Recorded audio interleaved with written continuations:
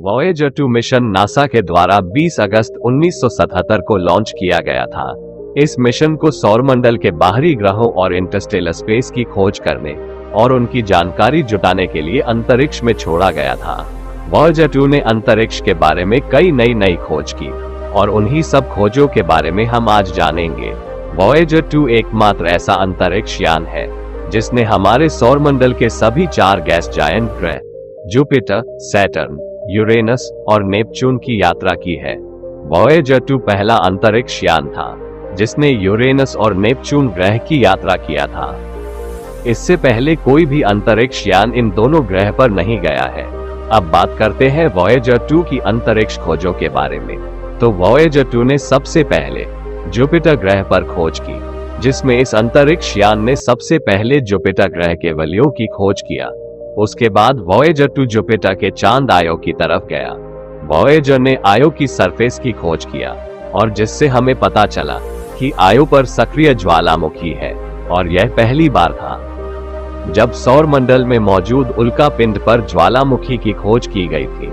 इसके अलावा वॉयेजर ने जुपिटर ग्रह पर दिखाई देने वाले लाल धब्बे के बारे में जानकारी प्राप्त की, जिससे पता चला कि जुपिटर पर स्थित ये लाल धब्बा एक बहुत बड़ा तूफान है जो जुपिटर पर काउंटर क्लॉकवाइज घूम रहा है।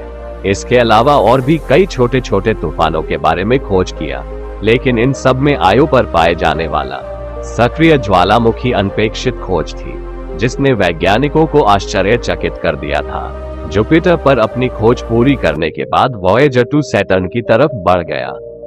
24 अगस्त 1981 को वॉयेजर 2 सैटर्न के सबसे निकटतम दूरी पर मौजूद था।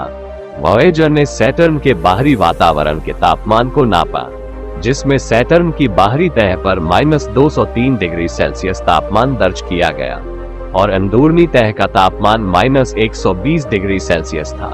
इसके बाद यह अंतरिक्ष यान यूरेनस ग्रह की तरफ बढ़ गया। वॉयेजर 2 24 जनवरी 1986 को यूरेनस ग्रह के निकट 81,500 किलोमीटर की दूरी पर पहुंचा। इसने यूरेनस के 10 नए चंद्रमा खोजे थे, साथ ही यहाँ के वातावरण और इसके रिंग्स का अध्ययन किया और इसके 97.77 डिग्री झुके अक्ष का मापन भी किया।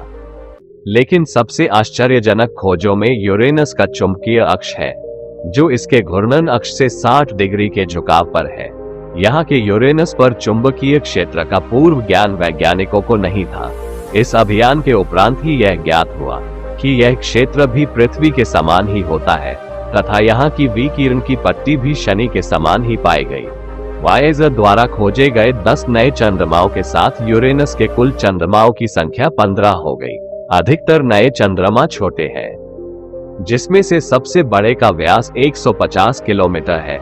5 बड़े चंद्रमाओं में से सबसे अंदरूनी मिरांडा नामक चंद्रमा पर 20 किलोमीटर गहरी नहरें पाई गई हैं, जो भूगर्भीय हलचल से बनी है। यान ने यूरेनस के 9 वलय खोजे और ये वलय शनि और गुरु के वलय से अलग है। ये वलय किसी चंद्रमा के टूट जाने से बने हैं। यूरेनस ग्रह के बाद वॉयेजर 2 24 अगस्त 1989 को नेपच्यून के पास पहुंचा। इसने नेपच्यून के चंद्रमा ट्राइटन का भी अवलोकन किया। यान ने नेपच्यून पर बृहस्पति के विशाल लाल धब्बे के जैसा ही विशाल गहरा धब्बा देखा। पहले इसे एक बादल समझा जाता था, लेकिन असल में यह बादलों में एक बड़ा छेद है।